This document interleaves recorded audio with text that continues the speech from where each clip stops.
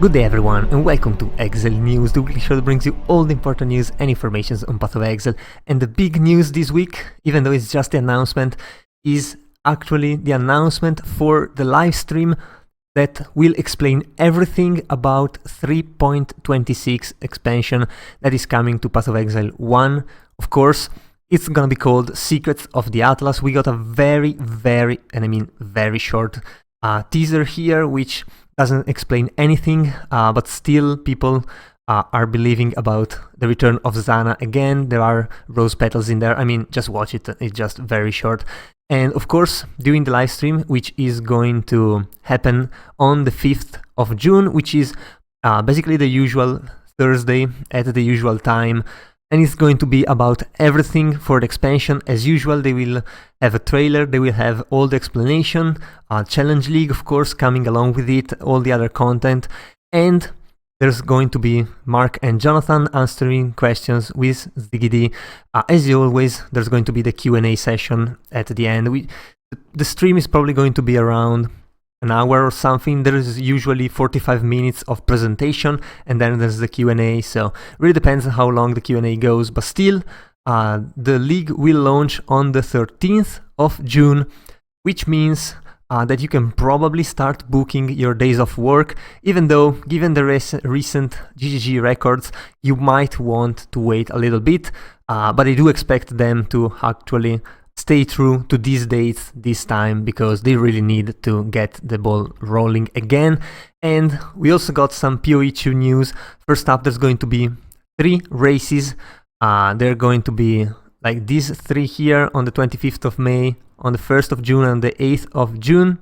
Well, the first one is actually today. There's still going to be more hours after the video goes live. And of course, there are demigods for the top players of each race, and of course they added the Huntress, which honestly just makes sense, and you can participate in whichever race you want. You can participate in all of those if you want. And yeah, there's also, for the fastest times for each class, going to be these desk mat, which look pretty cool. And there's also going to be a divination card design awarded for the fastest player out of all 3 races, and that is pretty cool. I do wonder if divination cards are coming to PoE2 as well, or if this is a PoE1 divination card thing. This is not clear, but honestly, that's a very nice reward there.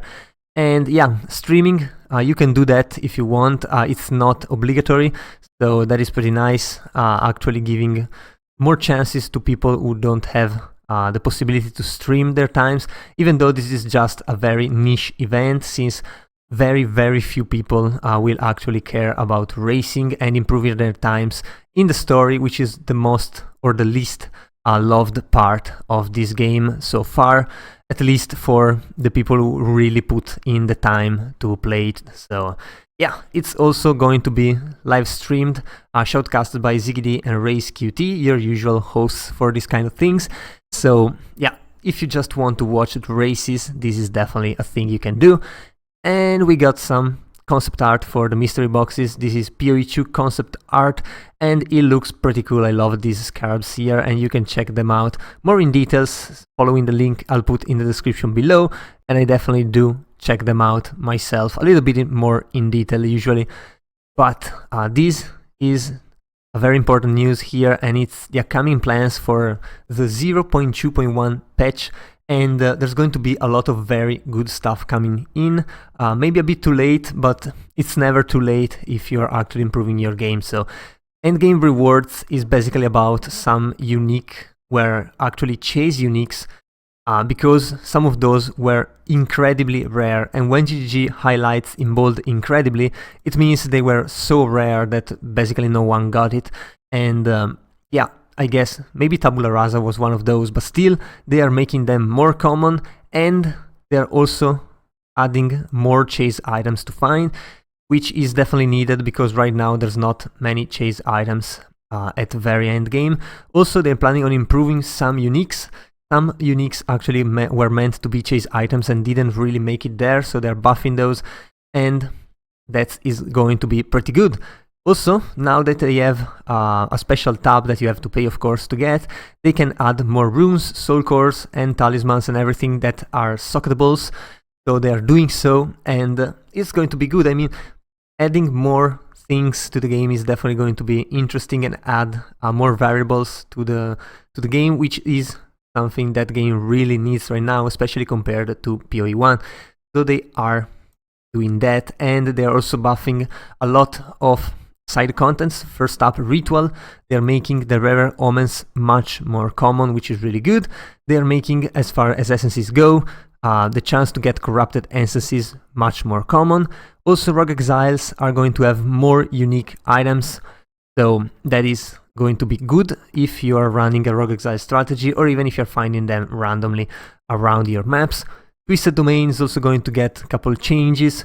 Biggest one is that they have substantially increased the number of rare monsters that spawn during the domain, meaning that the end drop explosion will actually be much more interesting. They're also guaranteeing some rare breach rings to drop in there, so that there's going to be a chance of actually getting some decent loot before the boss itself, of course. And then they're buffing all the logbooks, they're buffing the experience, and there's 1, 2, and 3 types of logbooks areas, and each of them is getting a specific upgrade, and they all look much better now, so it's definitely going to be really interesting to check that out.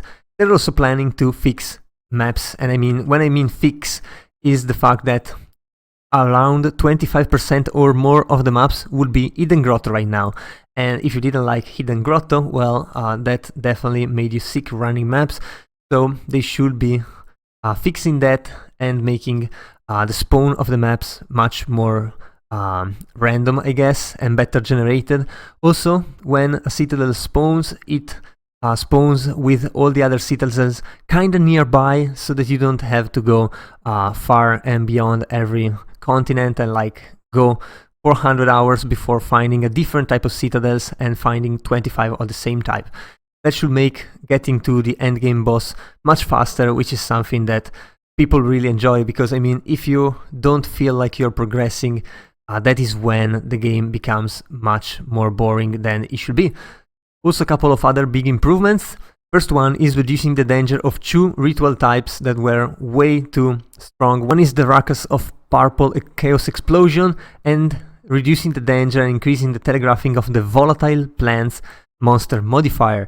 Now, apparently, combined, those two were responsible for over half of all player deaths in endgame, and that is absolutely amazing. I mean, it's no wonder, it's no surprise that these volatile plants were overtuned from the get-go. Like, this was obvious right at the beginning of the test back in 0.1, but still, it's about time GGG recognized those and brought them to the level of everything else.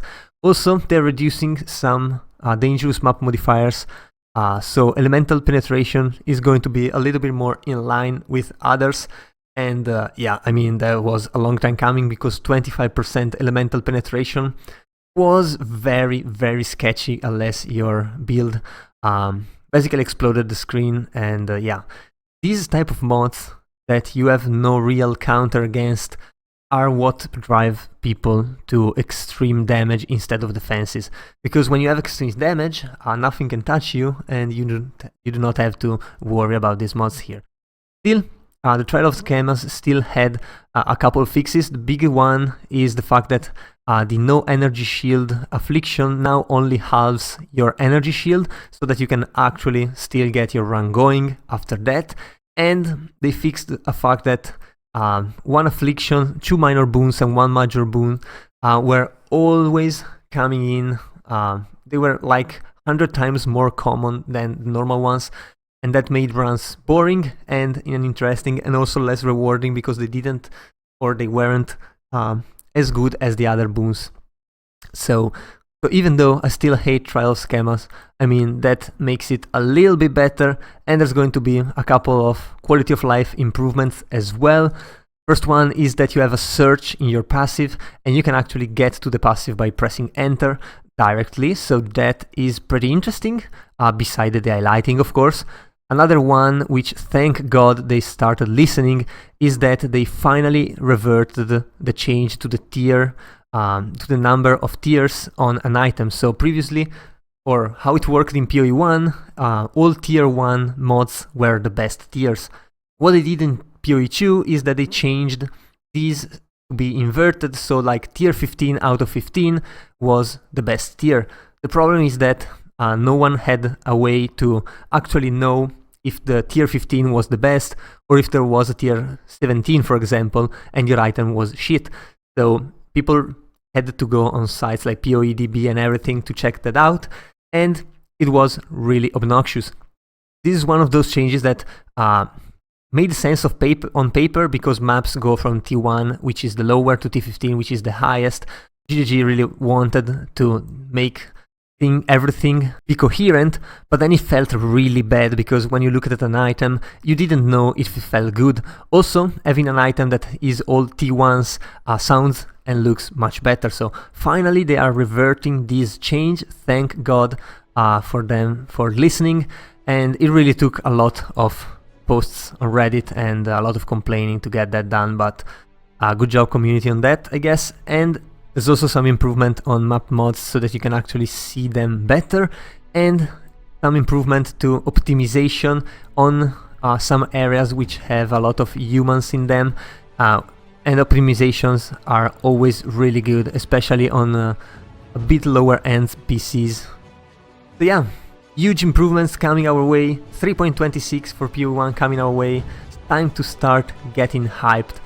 And I guess that was all for this week. If you enjoyed the video, leave a like and a comment down below. Also, if you want to remain updated every week, be sure to subscribe to my channel. That was all. I've been your host Giorgio, and I'll see you guys the next time.